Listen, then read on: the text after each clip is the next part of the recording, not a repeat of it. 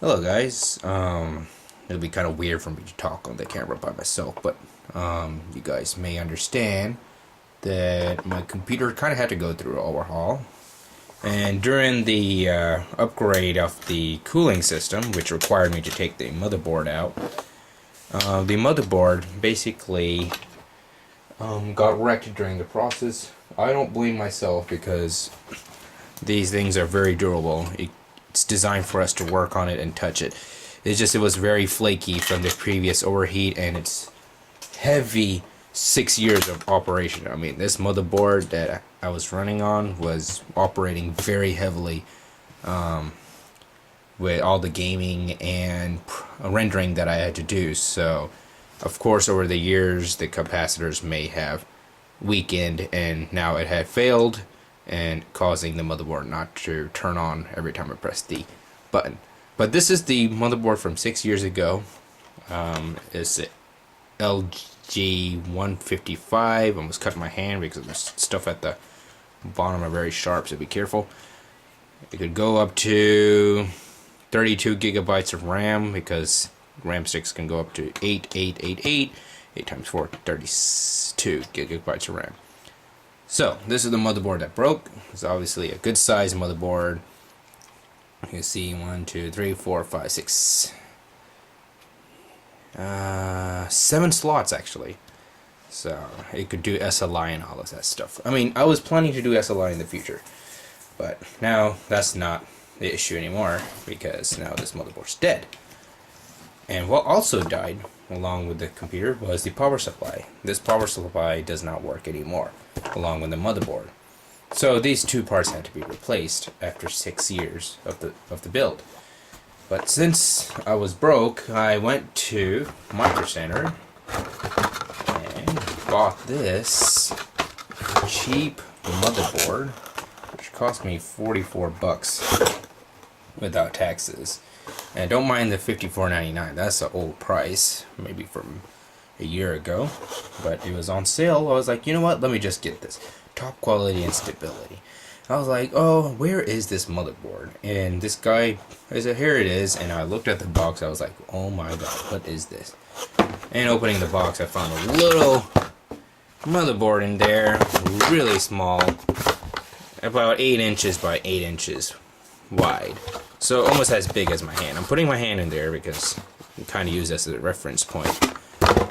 How big it was. It was a very tiny motherboard compared to this humongous monster right here, which is almost double the size of this box. And of course, there's padding, so you can imagine how big it was. But I truly have to say, it was smaller than my hand in some dimensions. So let me move these two parts of the way, and I'm going to open the computer case. Comes right off, and you can see the wire mess in there, but nothing to worry about. But where is the motherboard now? Let's find it. Since it's so small, you won't be able to see it. So as you can see, this right here is the gaming card. Ends right here. And at the bottom, this is the power supply unit wires that come out. I just put it here because there's a huge empty space here. You can do whatever you want. You can throw a fish tank in there. You can throw anything in there. This place doesn't matter. But this whole part, from here to the end of, right at the end of the video card, which reaches right here, is the motherboard. And this is the CPU cooler. So, you see the square? Here it is. This is the motherboard. That's it. That's how small it is. And I put my hand here. You can tell how much of the computer space it's taking. The computer case is taking. About that much. All of this does not matter. All of this does not matter right here. Except there's a hard drive here. But, I mean, I can put it right here if I wanted to, but that would take a lot of work. So this, where I'm highlighting, this part does not matter except that video card that kind of shoots out of the motherboard. The video card is way larger than the motherboard. It's almost double the size. Yep. So the length of video card is double the length of the motherboard because the motherboard reaches up to this part right here, and the video card just shoots another 50% out.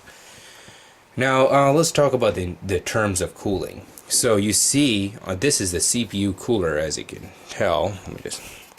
So the CPU is sitting on top of this massive cooler. So the fan direction speed is this way to the left. So this fan pushes the air this way, also with this. So my CPU is getting double cooling, which is awesome because I rendered this for 30 minutes and the CPU barely went over 49C. So, which was very, very good. So this requires me not to have any external case fans, as you can tell. Because since the motherboard is so small, these two fans basically cool off the processor and the motherboard. And of course there's an opening on this side. The air flows out really well from this side. And the video card likes to shoot out air upwards. And I also have an opening on this side of this case, which also let the air come out. So basically all the cooling is done inside of the computer. What's awesome, it's a small compact design. And it's really, really trolling because I can run World of Tanks, World of Warships, and War Thunder, and it can do Battlefield 3 or anything. Honestly, everything's being done by this video card and the 26K Core i7 processor. It's pretty awesome because if I zoom out, look how big the case is. As you can tell, it's very huge compared to the actual computer I have in there. I'll just say that the actual processing unit is taking about 25% of this case, or less actually. Let me see. Actually less than 25%. About maybe, I'll just roughly say 20, about 1 out of 5 part of this case is being used. So, this computer is a troll. Excuse my messy bed, but I wanted good lighting. I have LED lighting in my room. It works great. It's awesome. You can play it. You can run any games. I love small, compact computers. It's a beast. It has 6 USB ports. You can look on the back right here. 6 USB ports. It has the old school mouse and keyboard. And it, surprisingly, they fit in a in-game, integrated graphics right here. I was like, wow, they fit that in there. And a Wi-Fi, as you can see, these 2 antennas. Alright, I'll let y'all go. Thank you.